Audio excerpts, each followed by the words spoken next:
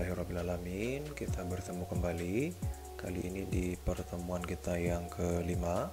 Di pertemuan sebelumnya Bapak sudah membahas tentang perencanaan. Jadi bagaimana sebuah perusahaan bisa melakukan proses perencanaan ya. Salah satu fungsi manajemen yang pertama yaitu planning, yaitu merencanakan kira-kira perusahaan kedepannya ini mau ngapain sih, mau apa cita-cita yang ingin dicapai gitu. Apakah ingin menjadi perusahaan nomor satu yang ada di Lombok gitu dengan tingkat penjualan mencapai sekian M gitu, itu perencanaannya.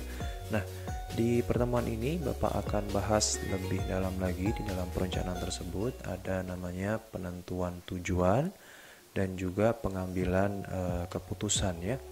Pada banyak kasus yang terjadi, banyak sekali manajer yang mengambil keputusan ya tanpa mempertimbangkan atau tanpa berpedoman pada tujuan organisasi yang ada ya. Nah, sehingga keputusan-keputusan yang diambil itu cenderung tidak tepat sasaran gitu ya, karena tidak benar-benar mengacu kepada tujuan perusahaan yang ada. Nah, oleh sebab itu penting bagi setiap perusahaan untuk memiliki tujuan yang jelas nih, perusahaan arahnya mau kemana sih gitu. Misalkan kalau perusahaan punya tujuan ingin memperbaiki mesin ya, katakan mesinnya rusak dan dia punya tujuan bahwa bulan depan mesin ini harus sudah sehat kembali, mesinnya bisa beroperasional kembali sehingga bisa memproduksi dan jualan sebagaimana biasanya gitu ya. Dan di saat yang bersamaan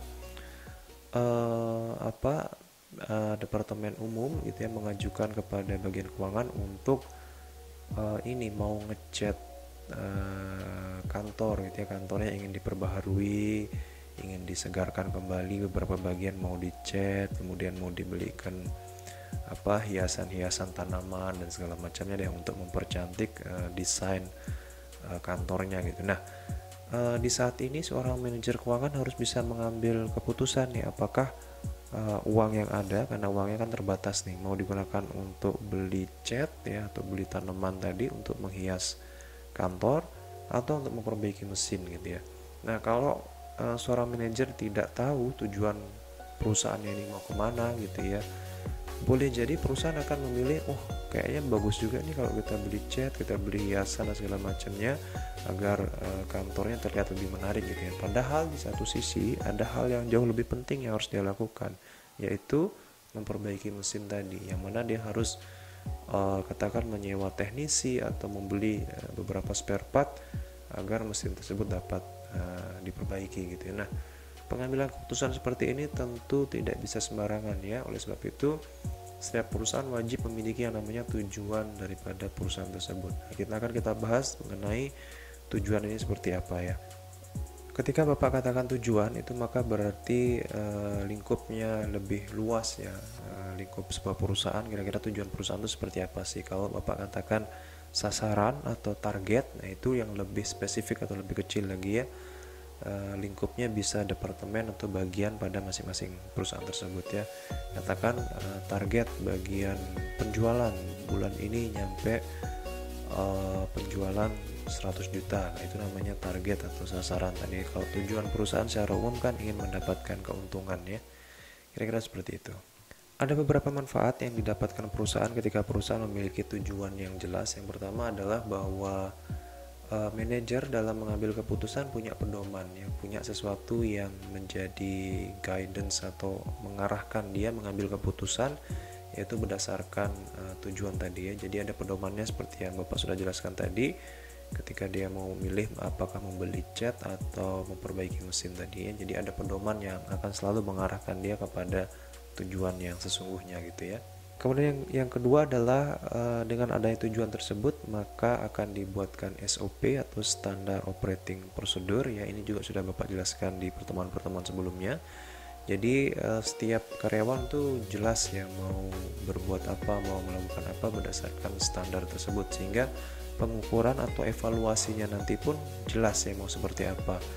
Karena standarnya sudah jelas, katakan bagian penjualan itu harus seperti ini, maka proses evaluasinya nanti pun didasarkan atas SOP tersebut. Apakah bagian penjualan tersebut sudah benar-benar melaksanakan SOP-nya atau tidak? Ketika dia sudah benar-benar melaksanakan, maka proses evaluasinya akan dianggap baik gitu ya. Begitupun sebaliknya. Nah, tujuan perusahaan ini juga bisa menjadi motivasi ya, bagi karyawan ya, karena ada tujuan jelas yang ingin dicapai oleh perusahaan tersebut ya. Mungkin contoh simpelnya kayak kemarin siapa, Habib Nurmagomedov itu ya, petarung UFC itu, kalau dia punya tujuan bahwa tujuan saya adalah ingin menjadi nomor satu gitu ya, petarung terbaik sepanjang masa gitu ya. Jadi dia punya tujuan yang jelas, maka dia termotivasi ya untuk bisa memenangkan setiap pertandingan yang ada gitu. Nah, begitu pula dalam perusahaannya, ketika perusahaan punya tujuan yang jelas bahwa perusahaan ingin menjadi perusahaan nomor satu yang ada di Lombok dengan tingkat penjualan mencapai 1M katakan gitu, sehingga ini bisa memotivasi para karyawannya bekerja dengan lebih baik, lebih giat lagi untuk mencapai tujuan tersebut gitu ya.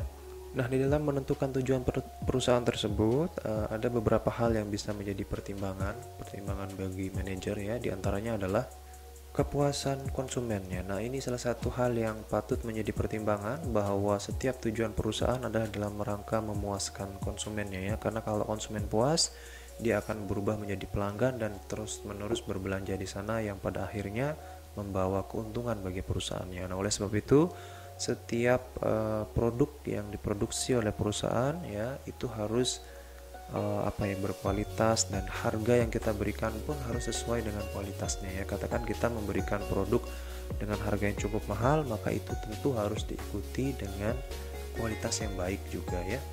Perusahaan juga harus mempertimbangkan penggunaan teknologi yang terbaru agar proses produksinya dapat berjalan dengan lebih baik, lebih cepat, dan di satu sisi lebih hemat biaya ya, hemat listrik, hemat tenaga kerja, dan seterusnya. Penting juga memperhatikan keseimbangan ya antara berbagai macam pihak ya.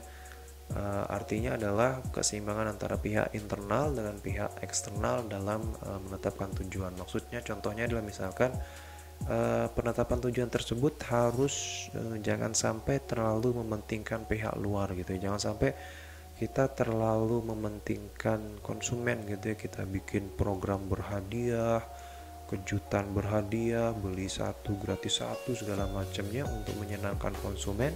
Di sisi lain, di dalam internal perusahaan sendiri, karyawan minta dinaikkan gajinya. Nah, ini harus seimbang ya tujuan perusahaan itu, yang artinya di satu sisi konsumen diperhatikan ya, kepuasannya, tapi di sisi lain juga karyawan yang ada dalam perusahaan juga diperhatikan kesejahteraannya ya. Jadi dari uang yang ada digunakan uang yang dimiliki oleh perusahaan itu digunakan untuk memberikan kenaikan gaji kepada para karyawannya, di satu sisi juga meningkatkan kepuasan konsumen. Jadi imbang lah gitu antara pihak luar dengan pihak dalam ya, tujuannya harus seimbang tadi itu ya. Kemudian tujuan juga harus realistis ya. Realistis nih maksudnya adalah harus masuk akal lah gitu ya. Ketika perusahaan masih baru ya, mungkin tujuannya adalah menjadi nomor satu di wilayah Lombok dulu. Nanti kalau sudah seperti itu baru jadi nomor satu di wilayah NTB. Kalau sudah seperti itu baru di wilayah timur Indonesia atau tengah Indonesia. Kemudian baru menjadi nomor satu di Indonesia gitu ya. Jangan sampai perusahaan baru berdiri langsung pengen menjadi nomor satu di dunia gitu kan, ini tidak realistis ya. Jadi tujuan juga harus bertahap gitu ya. Tujuan juga harus mudah dipahami oleh setiap anggotanya, jadi dapat diimplementasikan dengan baik. Kemudian tujuan juga harus konsisten, jangan berubah-ubah gitu tujuannya ya. Sebentar tujuannya ini, nanti tujuan jangan ya. Jadi harus konsisten. Dan tujuan tersebut juga harus mengikuti perkembangan zaman ya. Jadi kalau misalkan sekarang terjadi pandemi COVID-19 gitu ya, tujuan perusahaan harus disesuaikannya dengan kondisi yang ada. Kemudian selanjutnya adalah bahwa tujuan tersebut alangkah baiknya kalau dia melibatkan bawahannya. Jadi dalam menetapkan tujuan perusahaan, para bawahan, para karyawan ini juga dilibatkan ya. Atau kalau dalam ilmu manajemen itu ada istilahnya manajemen by objective ya. Jadi bagaimana memanage sebuah perusahaan berdasarkan tujuan tertentu. Nah, salah satu aspek atau ciri-ciri dari manajemen by objective ini, MBO kalau orang bilang ya, itu adalah keterlibatan para bawahannya. Jadi bawahan-bawahan para karyawan itu akan diajak diskusi bersama untuk menetapkan tujuan perusahaan. Jadi tujuan perusahaan itu berdasarkan hasil rembuk bersama gitu, bukan hasil pemikiran satu orang manajer saja gitu, tidak ya, tapi merupakan buah atau hasil dari diskusi bersama gitu. Sehingga harapannya adalah setiap saran, ide atau masukan dari para bawahan tersebut dapat menjadi bahan pertimbangan untuk menentukan tujuan yang ada gitu. Nah, kenapa penting melibatkan bawahan? Karena bawahan ini adalah orang-orang yang paling tahu dengan kondisi nyata yang ada di perusahaan ya. Bagian bawahan atau karyawan di bagian penjualan adalah orang yang paling tahu ya penjualan perusahaan itu seperti apa, menghadapi konsumen itu seperti apa gitu ya. Karena mereka lah yang berhadapan langsung dengan konsumen gitu ya. Kalau manajer-manajer, bos-bos yang di atas kan jarang ketemu konsumennya, sehingga kadangkala kebijakan-kebijakan yang diambil belum tentu tepat sasaran ya kalau tidak meminta pertimbangan dari para karyawannya. Nah, manajemen by objective atau MBO ini adalah salah satu teori yang paling cukup banyak lah dipraktekkan oleh perusahaan-perusahaan yang ada, di mana bahwa proses manajemen yang berlangsung itu didasarkan atas tujuan organisasi tertentu ya. Jadi ada tujuan perusahaan, kemudian para karyawannya ini bersama-sama berjalan menuju kepada tujuan tersebut, sehingga ada sesuatu yang menjadi motivasi karyawan lah untuk mencapai satu tujuan tertentu gitu ya.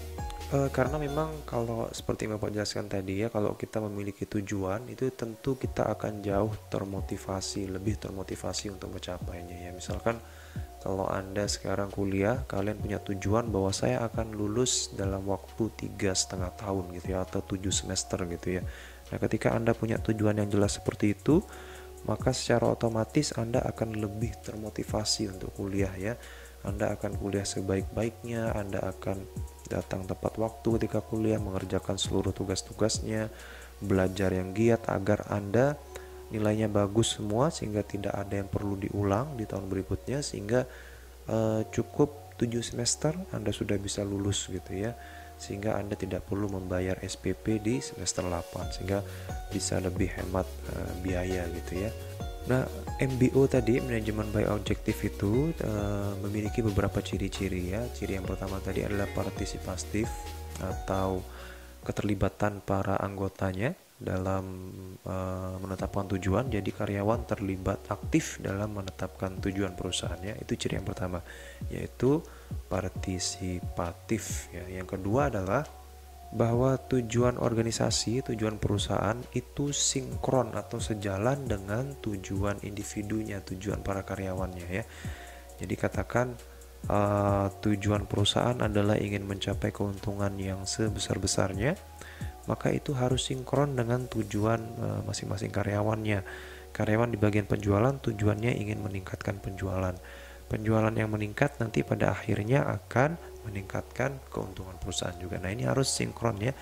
Jangan sampai nanti tujuannya ini saling bertentangan gitu. Ketika perusahaan ingin, katakan tujuan perusahaan adalah mencapai keuntungan yang sebesar-besarnya, sedangkan karyawan yang lain justru memiliki tujuan yang berbeda ya. Katakan karyawan di bagian umum itu ingin melakukan dekorasi terhadap kantor yang berlebihan, ingin membeli kendaraan operasional yang berlebihan gitu ya. Nah, hal tersebut kan tidak sinkron ya. Ketika perusahaan ingin katakan memiliki tujuan melakukan efisiensi, berhemat gitu, tapi kok bagian umum ingin beli kendaraan operasional yang banyak, ingin dekorasi ulang kantornya, ini kan memakan banyak biaya gitu, sehingga tidak sinkron dengan tujuan perusahaan tadi. Nah, penting dalam MBO ini memastikan bahwa tujuan organisasi, tujuan perusahaan itu sinkron dengan tujuan masing-masing karyawannya gitu ya. Ciri yang selanjutnya adalah bahwa MBO tersebut memberikan yang namanya otonomi. Otonomi ini adalah kebebasan bagi karyawan untuk menggunakan cara apa saja yang dia suka dalam rangka mencapai tujuan tersebut. Sama misalkan kayak Bapak berikan kalian tugas kelompok gitu ya. Tugas kelompoknya ini, kemudian cara penyampaian materinya itu Bapak berikan otonomi kepada kalian, Bapak berikan kebebasan kepada kalian sesuai dengan kreativitas kalian, terserah mau menyampaikan materi dengan cara apapun. Nah, kurang lebih otonomi itu seperti itu. Jadi perusahaan menetapkan satu tujuan, ya katakan tujuannya adalah keuntungan perusahaan yang maksimal, maka untuk mencapai ini karyawan tadi diberikan kebebasan yang sebebas-bebasnya, terserah mau bagaimana caranya, entah dia mau promosi lewat iklan di TV kah, mau promosi di radio segala macam, yang penting bisa meningkatkan nilai penjualan dan pada akhirnya meningkatkan keuntungan perusahaan gitu. Jadi setiap karyawan yang ada memiliki kebebasannya sendiri ya, tetapi tetap dalam koridor perusahaan yang dibolehkan gitu ya. Jadi manajer memberikan yang namanya delegasi atau kepercayaan kepada karyawan untuk melaksanakan tugas-tugasnya dengan cara yang paling dia sukai gitu ya. Tidak sekedar memberikan instruksi gitu kepada bawahannya ya, tidak sekedar memerintah kamu harus kerjakan ini dan seterusnya, tetapi memberikan yang namanya delegasi atau kepercayaan kepada para bawahannya. Jadi saya berikan kamu delegasi, saya berikan kamu kepercayaan untuk menyelesaikan tugas ini ya. Caranya bagaimana terserah atau sesuai dengan kreativitas kalian ya. Tentunya karyawan akan jauh lebih termotivasi dengan cara seperti ini ya, dibandingkan dengan memberikan perintah. Nggak ada orang yang suka diperintah ya, apalagi ketika kita kerja diperintah kamu kerjakan ini, itu rasanya nggak enak banget ya. Jauh lebih enak ketika kita diberikan kepercayaan, diberikan kebebasan untuk melakukan apa saja dalam rangka mencapai tujuan perusahaan tersebut ya. Itu tentu akan lebih memotivasi kita, jadi kita bekerja tuh dengan lebih semangat gitu ya. Kemudian juga dalam MBO ini target-target atau tujuan-tujuan yang ingin dicapai itu jelas terukur ya. Jadi katakan tujuan perusahaan ingin mencapai keuntungan yang sebanyak-banyaknya itu berapa, itu harus terukur jelas ya. Katakan mencapai 5 miliar gitu, maka harus ada angkanya memang ya, jadi terukur jelas 5 miliar gitu. Harus memproduksi produk sebanyak-banyaknya berapa gitu, katakan 5.000 jenis produk seperti itu. Jadi ada ukuran jelasnya ya. Tujuan tersebut dapat diukur dalam bentuk angka gitu ya. Nah, MBO ini memang bisa memastikan manajemen itu berjalan dengan baik ya, seluruh karyawannya termotivasi, kemudian pekerjaan cepat selesai dan seterusnya. Tapi di saat yang bersamaan juga MBO ini atau manajemen by objective ini memiliki beberapa kekurangan ya. Di antaranya adalah membutuhkan waktu yang cukup panjang ya untuk bisa sampai pada tahap MBO ini. Kemudian butuh dana yang tidak sedikit juga ya, karena ini melibatkan banyak orang. Kemudian harus ada beberapa hal yang dipersiapkan dan harus juga melibatkan para tenaga ahli ya, karena tidak semua orang memahami bagaimana melakukan MBO ini ya. Tentu saja harus ada dukungan juga dari manajer puncak. Jadi manajer puncaknya memang mendukung ya perusahaan untuk melaksanakan manajemen by objektif. Kemudian yang selanjutnya adalah kalau tidak ada dukungan tersebut jelas tidak akan terlaksana ya. Kemudian selanjutnya adalah bahwa MBO ini itu sangat bergantung kepada pencapaian di masing-masing bagiannya gitu ya. Katakan tadi kalau perusahaan ingin mencapai keuntungan yang sebesar-besarnya, maka ini akan sangat tergantung kepada tujuan atau target di departemen masing-masing. Katakan di departemen penjualan ya. Departemen penjualan ini harus mencapai target penjualannya dia. Kalau target penjualan ini tidak tercapai, maka tujuan perusahaan tadi tidak akan tercapai gitu ya. Kalau katakan target manajemen keuangan gitu ya, mendapatkan dana sejumlah berapa gitu. Nah, kalau target ini tidak tercapai, maka target di bagian produksi itu tidak akan tercapai juga ya. Kenapa? Karena bagian produksi kan butuh dana juga untuk membeli bahan bakunya, untuk memperbaiki mesin dan segala macam. Jadi masing-masing tujuan di masing-masing departemen ini memiliki keterkaitan, yang mana kalau salah satu saja tidak berjalan, maka tujuan secara keseluruhan tidak akan mungkin bisa berjalan. Ya, ini harus berjalan serempak secara bersamaan. Nah, selanjutnya adalah bagaimana seorang manajer setelah dia menetapkan tujuannya, ya, tadi ada manajemen by objektif.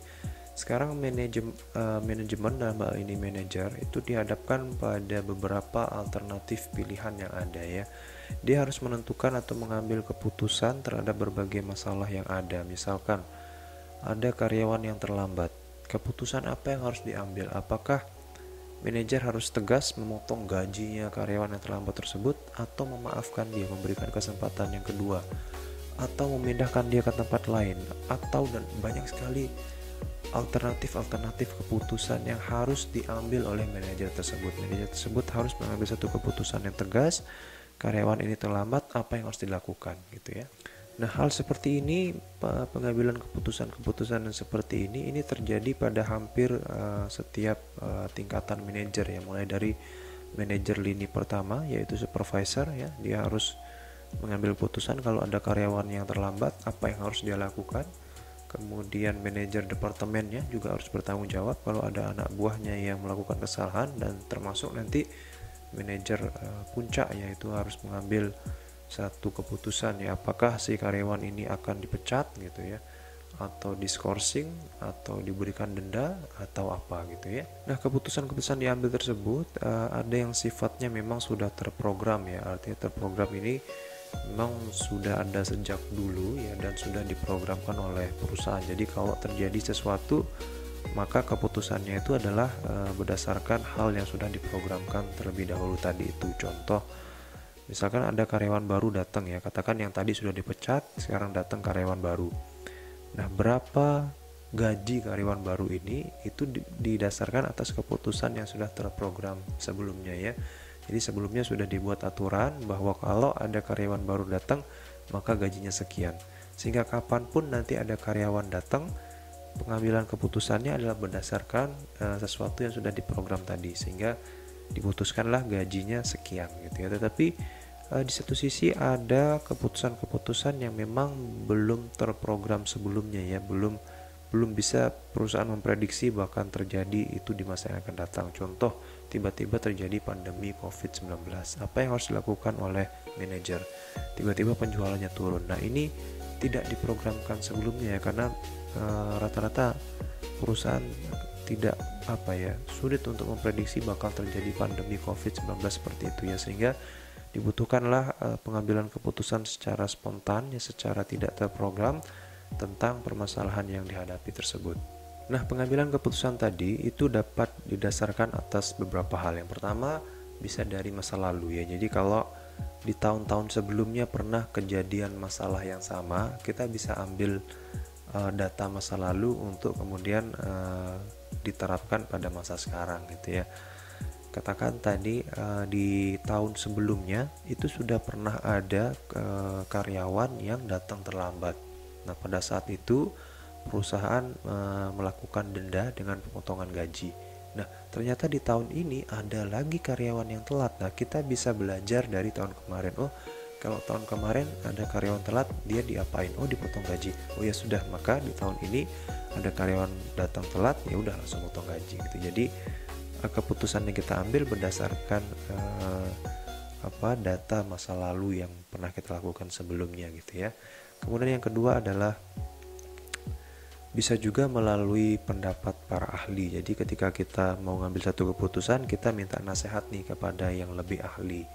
Lebih ahli ini bisa dari kalangan luar, ya, akademisi misalkan, atau dari dalam perusahaan sendiri terkait dengan umpama bagian manajer yang mungkin sudah senior, ya, sudah berada di perusahaan tersebut cukup lama. Kita bisa minta pendapat kepada dia, kira-kira ini kalau ada karyawan yang terlambat sebaiknya seperti apa sih. Kita kayak minta pendapat, minta masukan lah kepada yang lebih senior. Itu bisa dilakukan juga, ya. Nah, di dalam mengambil keputusan ada sejumlah tahapan yang harus dilalui. Yang pertama adalah kita identifikasi dulu masalahnya apa. Kalau tadi karyawan terlambat, mau kita identifikasi karyawan ini terlambat, namanya siapa, departemennya apa, sudah berapa kali dia terlambat, kenapa dia terlambat, terlambatnya berapa lama. Itu semua kita identifikasi masalahnya, kita kumpulkan data sebanyak-banyaknya ya. Setelah itu kita akan coba analisis kenapa kok dia terlambat ya, apa alasan-alasan dan segala macamnya, dan kita coba jabarkan kira-kira alternatif penyelesaiannya seperti apa nih. Satu, kita berikan denda ya, pemotongan gaji. Dua, kita skorsing ya, kita berhentikan sementara lah, nggak boleh kerja sementara waktu, umpama 1 minggu gitu. Ketiga, kita pecat gitu ya. Keempat, kita pindah ke departemen lain gitu ya. Kelima, apa dan lain sebagainya ya. Jadi kita coba identifikasi alternatif pilihannya seperti apa. Kemudian yang selanjutnya adalah dari sekian banyak alternatif itu, sekarang kita akan pilih mana yang paling cocok, mana yang paling banyak sisi positifnya, dan mana yang paling sedikit sisi negatifnya. Kalau kita pecat ya, ini kan jelas mungkin terlalu ekstrim ya, terlalu banyak sisi negatifnya mungkinnya ya. Artinya kalau karyawan tersebut dipecat, ketika karyawan dipecat itu itu perusahaan harus menyediakan yang namanya uang pesangon ya, atau uang perpisahan. Nah ini mau tidak mau kan akan membebani perusahaan juga ya, dan di sisi lain perusahaan harus mencari penggantinya lagi, ini butuh biaya lagi ya, sehingga mungkin keputusan mem-PHK ya, atau pemutusan hubungan kerja atau dipecat tadi bisa disingkirkan. Kita pilih alternatif lain, umpama seperti mungkin pemotongan gaji bisa diterapkan ya, karena pemotongan gaji tidak butuh biaya apa-apa ya, justru perusahaan mendapatkan tambahan dana karena dari gaji yang seharusnya dibayarkan sekian dipotong sebagian ya untuk perusahaan. Ini juga bisa menimbulkan efek jerah bagi karyawan tersebut, sehingga karyawan tersebut akan berpikir kembali kalau dia ingin terlambat ya, karena gajinya bakal dipotong gitu ya. Nah, jadi dengan mengidentifikasi mana alternatif pilihan yang lebih banyak positifnya dan lebih sedikit negatifnya, yaitu yang akan kita pilih sebagai keputusan. Nah, di dalam mengambil keputusan, seorang manajer itu bisa bertindak sendiri, jadi dia ngambil sendiri keputusannya, atau bisa rame-rame. Rame-rame ini maksudnya adalah didiskusikan dalam sebuah kelompok gitu ya. Katakan tadi ada karyawan yang terlambat, ya udah, maka manajer akan rapat dulu, dikumpulkan anggota-anggota yang ada dalam satu departemen itu. Jadi kalau katakan tadi karyawan yang terlambat tersebut ada di departemen penjualan, ya udah, orang-orang yang ada di departemen penjualan, supervisor penjualan, manajer penjualan, semua dikumpulkan jadi satu, kita rapat gitu ya, meminta pendapat dari berbagai macam orang yang ada tersebut ya. Kemudian nanti pada akhirnya menetapkan satu keputusan bersama gitu ya. Nah, keputusan yang diambil bersama ini tentu akan lebih baik ya. Kenapa? Karena akan dapat masukan-masukan yang lebih banyak dari setiap orang-orang yang ada. Kemudian informasinya juga jauh lebih lengkap ya, karena akan ada banyak orang yang memberikan masukan-masukan gitu ya, dibandingkan kalau kita ngambil keputusan sendiri gitu ya.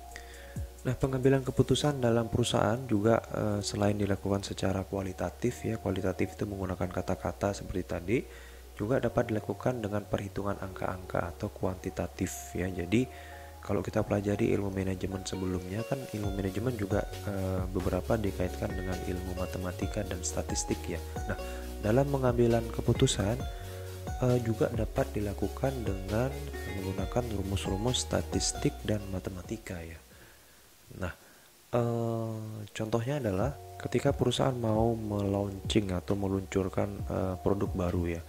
Nah, apakah perusahaan pada akhirnya jadi mau meluncurkan produk tersebut atau tidak gitu ya. Ini menjadi pengambilan keputusan jadi atau tidak untuk meluncurkan produk baru, maka perusahaan dapat menggunakan analisis terkait dengan statistik dan matematika tadi ya, dengan jalan melakukan yang namanya survei konsumen ya.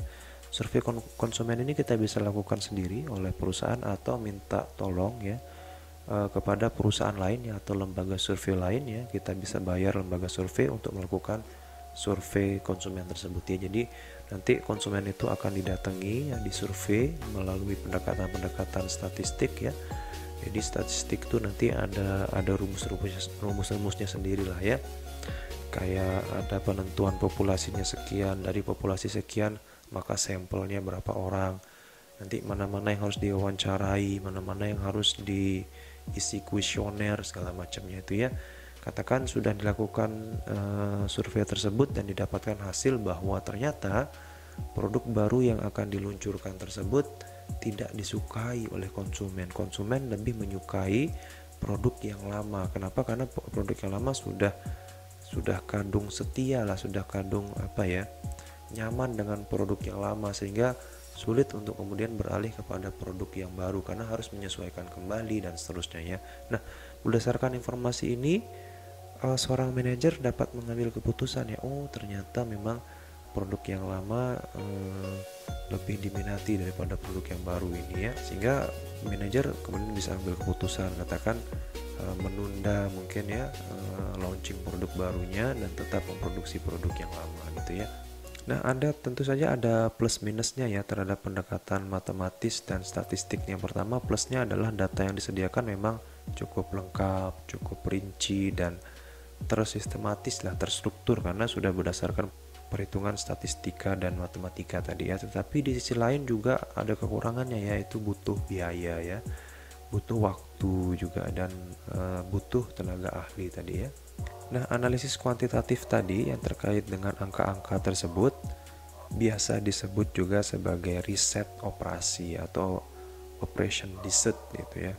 Nah, riset operasi tersebut memang seringkali membutuhkan komputer yang cukup canggih dengan program-programnya dan seterusnya ya. Nah, kadang-kadang ini bisa juga menjadi hambatan bagi perusahaan yang tidak memiliki teknologi cukup canggih gitu ya.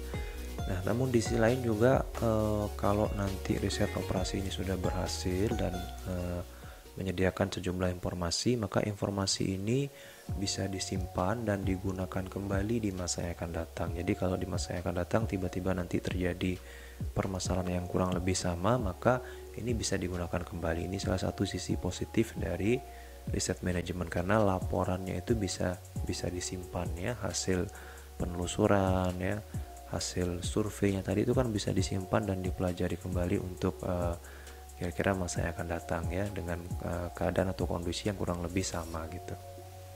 Baik, demikian dan terima kasih penyampaiannya.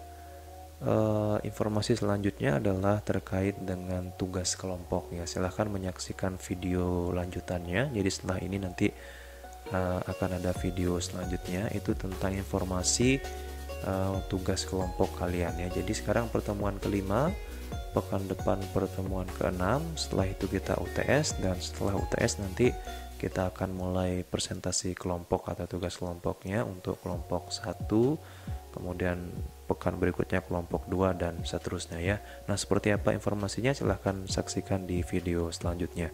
Mengingatkan juga, jadi karena sebentar lagi kita akan UTS ya, akan ujian tengah semester, bisa mulai mencicil mempelajari materinya sedari sekarang ya, karena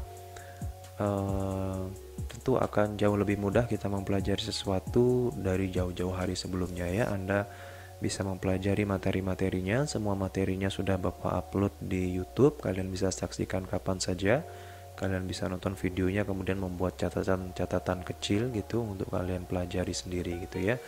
Karena pekan depan sudah pertemuan ke-6 dan pekan depan lagi sudah UTS yang gak terasa nanti tiba-tiba sudah UTS saja gitu ya. So, persiapkan sebaik mungkin, sedini mungkin ya. Untuk sekarang cukup sekian dan terima kasih. Assalamualaikum warahmatullahi wabarakatuh.